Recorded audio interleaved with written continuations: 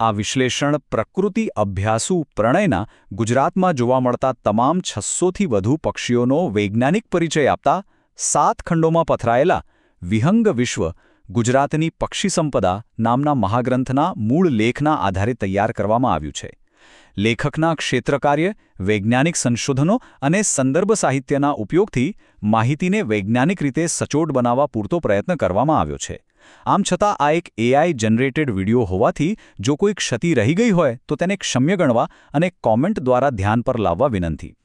નમસ્કાર, પ્રકૃતિની અદ્ભુત દુનિયામાં આપ સૌનું સ્વાગત છે. આજે આપણે એક એવા પક્ષી વિશે વાત કરવાના છીએ જેનું નામ પડતા ચોમાસાની યાદ તાજી થઈ જાય, અને એ છે ચાતક. અંગ્રેજીમાં જેને આપણે ધ પાઇડ કુકો કહીએ છીએ. આ માત્ર દેખાવે જ સુંદર નથી, પણ તેની પાછળનું વિજ્ઞાન અને તેનો ઇતિહાસ સાંભળીને ખરેખર આશ્ચર્ય થશે.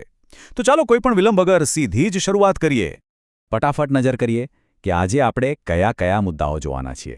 સૌથી પહેલાં તેનો વૈજ્ઞાનિક પરિચય અને ઓળખ, ત્યારબાદ તેનો દેખાવ, તેનો ભૌગોલિક વ્યાપ અને સ્થળાંતરની રોમાંચક સફર, તેનો આહાર અને અનોખી પ્રજનન રીત, અને છેલ્લે તેનું સાંસ્કૃતિક મહત્વ અને સંરક્ષણ. તો શરૂઆત કરીએ આપણા પહેલા વિભાગથી, વૈજ્ઞાનિક પરિચય અને ચાતક પક્ષીની ઓળખ. કોયલ પરિવાર એટલે કે કુક્યુલિડે કુળના આ સભ્યનો ઇતિહાસ ઘણો રોમાંચક છે. વિચારો, વર્ષ 1783માં પીટર બોર્ડરેટ નામના પક્ષીવિદે આ પ્રજાતિનું સૌથી પહેલીવાર વૈજ્ઞાનિક રીતે વર્ણન કર્યું હતું. આધુનિક પક્ષીશાસ્ત્રમાં આ ખરેખર એક મહત્વપૂર્ણ બાબત ગણાય છે. હવે આ પક્ષીનું વૈજ્ઞાનિક નામ બહુ જ રસપ્રદ છે, ક્લેમેટોર જેકોબિનસ. જુઓ, ક્લેમેટોરનો સીધો અર્થ થાય છે મોટેથી બૂમ પાડનાર, જે તેના પ્રખ્યાત અને તીક્ષ્ણ પીપીયુ અવાજને બિલકુલ સાર્થક કરે છે. અને જેકોબિનસ શબ્દ ડોમિનિકન જેકોબિન્સના હુડ પરથી આવ્યો છે, જે આ પક્ષીના માથા પરની પેલી સુંદર શિખા એટલે કે કલગી સાથે આબેહૂબ મળતો આવે છે. છે ને એકદમ પરફેક્ટ નામ. આગળ વધીએ વિભાગ 2 તરફ, દેખાવ અને શારીરિક લક્ષણો. જો આપણે આ પક્ષીને નજીકથી જોઈએ તો લગભગ 33થી 35 સેન્ટીમીટર જેટલી લંબાઈ ધરાવતું આ પક્ષી એકદમ આકર્ષક લાગે છે. તેની પીઠ ચળકતા કાળા રંગની હોય છે, માથા પર એક ઊંચી અને અણીદાર શિખા છે અને નીચેનું પેટ એકદમ દૂધ જેવું સફેદ. ઉડાન ભરે ત્યારે તેની પાંખોના મુખ્ય પીંછા પર એક સ્પષ્ટ સફેદ પટ્ટો ચમકી ઉઠે છે. અને હા, તેની કાળી ચાંચ સહેજ નીચેની તરફ વળેલી હોય છે, જે તેને ખરેખર એક અલગ જ રૂઆબ આપે છે. હવે પહોંચીએ વિભાગ 3 પર, ભૌગોલિક વ્યાપ અને સ્થળાંતર. આ મુદ્દો ખરેખર ચોંકાવનારો છે. ભારતમાં ચાતકની વસ્તી મુખ્યત્વે 2 ભાગમાં વહેંચાયેલી છે. દક્ષિણ ભારતમાં જે ચાતક જોવા મળે છે તે ત્યાંના કાયમી રહેવાસી છે, પણ ગુજરાત અને ઉત્તર મધ્ય ભારતના ચાતક તો લાંબી સફરના ખેલાડી છે. આ મોસમી સંવર્ધકો છે, જે છેક આફ્રિકાથી અરબી સમુદ્ર પાર કરીને માત્ર ચોમાસામાં જ પ્રજનન માટે અહીં આવ્યા છે. આટલી લાંબી અને કઠિન સફર ખેડવી એ કોઈ નાની વાત નથી. હવે વાત કરીએ વિભાગ 4ની, આહાર અને પરભૃત પ્રજનન. ખાણીપીણીની બાબતમાં ચાતકની પસંદગી જરા હટકે છે.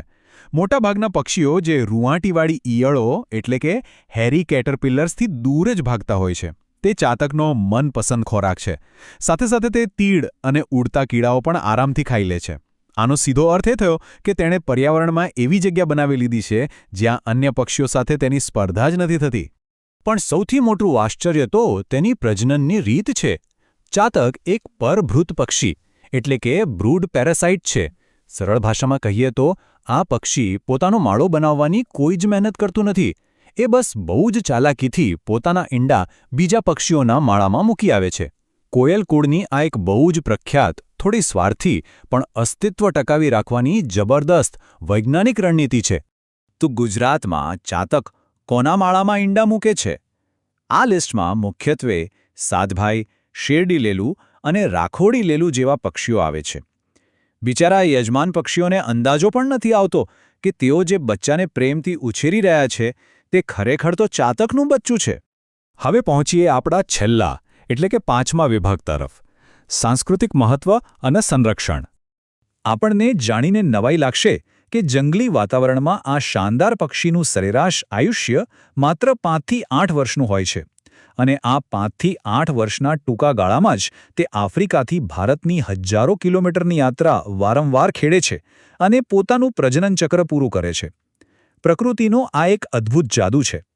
સંરક્ષણની વાત કરીએ તો વૈશ્વિક સ્તરે આઈયુસીએન લિસ્ટમાં ચાતકને ઓછામાં ઓછું જોખમ એટલે કે લીસ્ટ કન્સર્ન કેટેગરીમાં રાખવામાં આવ્યું છે, કારણ કે તેની વૈશ્વિક વસ્તી સારી એવી સ્થિર છે. પણ ભારતમાં તેને હળવાશથી નથી લેવાયું. ભારતીય વન્યજીવ સંરક્ષણ કાયદા 1972 મુજબ તેને શેડ્યુલ 2 હેઠળ કડક કાનૂની સુરક્ષા મળેલી છે, જે ખરેખર જરૂરી છે. આ તો થઈ વિજ્ઞાનની વાતો, પણ આપણી સંસ્કૃતિમાં ચાતક વિશે એક બહુ જ સુંદર માન્યતા જોડાયેલી છે. એવું કહેવાય છે કે ચાતક જમીન પર પડેલું કોઈ પાણી ક્યારે પીતું નથી. તે માત્ર સ્વાતિ નક્ષત્ર દરમિયાન આકાશમાંથી પડતા વરસાદના પહેલા ટીપા માટે જ તરસતું રહે છે. ભલે આ એક પૌરાણિક કથા હોય, પણ તેનાથી ચાતક ભારતીય સાહિત્યમાં આશા, તીવ્ર ઈચ્છાશક્તિ અને ચોમાસાના આગમનનું એક જીવંત પ્રતીક બની ગયું છે. હવે આ બધી વાતો જાણ્યા પછી મનમાં એક બહુ જ ગંભીર સવાલ ચોક્કસ ઊભો થાય. આબોહવા પરિવર્તનના કારણે એટલે કે ક્લાઇમેટ ચેન્જના લીધે અત્યારે ચોમાસાની આખી પેટર્ન ખોરવાઈ રહી છે. તો પછી માત્ર વરસાદના આધારે જ જીવતા અને છેક આફ્રિકાથી ઉડીને આવતા ચાતકની આ ઐતિહાસિક સફર ભવિષ્યમાં કઈ રીતે ટકશે? શું તેઓ અનુકૂલન સાધી શકશે? આ પ્રશ્ન ખરેખર વિચારવા જેવો છે અને આપણને આપણી આસપાસની ઇકોલોજી વિશે વધુ જાગૃત થવા પ્રેરે છે. પ્રકૃતિને સમજવાની આ રોમાંચક સફરમાં જોડાવા બદલ ખૂબ ખૂબ આભાર.